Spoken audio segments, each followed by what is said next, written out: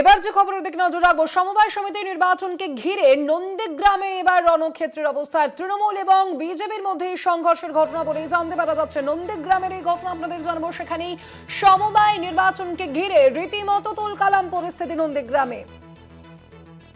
সমবায় নির্বাচনকে ঘিরে নন্দীগ্রামে তুলকালাম পরিস্থিতি। তৃণমূল এবং বিজেপির মধ্যে সংঘর্ষ থেকে শুরু করে হাতাহাতির ঘটনা। দুই পক্ষের সংঘর্ষে আহত হয়েছেন অন্ততপক্ষে 12 জন।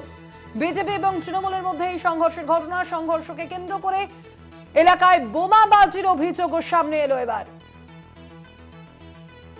নন্দীগ্রামের এই ঘটনা আপনাদের জানাবো। সমবায় নির্বাচন ঘিরে তুলকালাম নন্দীগ্রাম।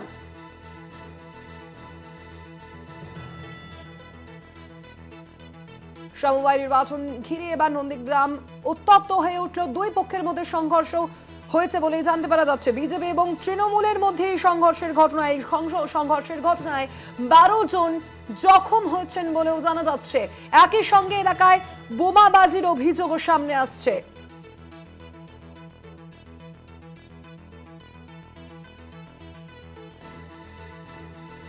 নন্দীগ্রামে বোমাবাজির অভিযোগ। সমবায় সমিতির নির্বাচনকে কেন্দ্র করে এই বোমাবাজির অভিযোগ।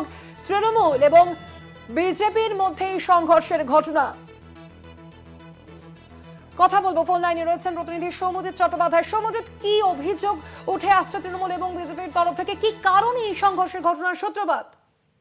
দেখো স্বর্ণালী, আজ নন্দীগ্রাম 2 নম্বর ব্লকের রানীচক সমবায় সমিতির নির্বাচন রয়েছে। আর এই নির্বাচন ঘিরে আগেও রীতিমতো একটা উত্তেজনা পরিস্থিতির সৃষ্টি হয়েছিল এবং গতকাল থেকে এই উত্তেজনা চরমে ওঠে। এই সমবায়ে মোট আসন সংখ্যা 45টি। ইতিমধ্যেই তৃণমূল কংগ্রেস 5টি আসনে বিনা প্রতিদ্বন্দ্বিতায় জয়লাভ করেছে। বাকি 40টি আসনে তৃণমূল এবং বিজেপি উভয় প্রার্থী দিচ্ছে। এই যে ঝামেলা বাঁধে গতকাল রাত্রে থেকে, এবং রাত্রে থেকে যেটা অভিযোগ হয় যে তৃণমূল এবং বিজেপি দুই দলের সমর্থকরাই রীতিমতো তর্কাতর্কি প্রথমে শুরু হয়, তাদের মধ্যে বচসা তৈরি হয় এবং তারপরে রীতিমতো একটা ঝামেলা বাঁধে। তার জন্যই কিন্তু যে লাঠালাঠি হয়, দুই দলেরই প্রায় 12 জন আহত হয়েছেন। ইতিমধ্যেই একজন নন্দীগ্রাম সুপার স্পেশালিটি হাসপাতালে গভীর অসুস্থতায় তিনি ভর্তি রয়েছেন। বাকি 4 জনকে প্রাথমিকভাবে চিকিৎসার পর ছেড়ে দেওয়া হয়েছে। এই সংঘর্ষ ঘিরে এলাকায় বোমাবাজি হয়েছে এমনটাও কিন্তু অভিযোগ উঠে আসছে। স্বর্ণালী।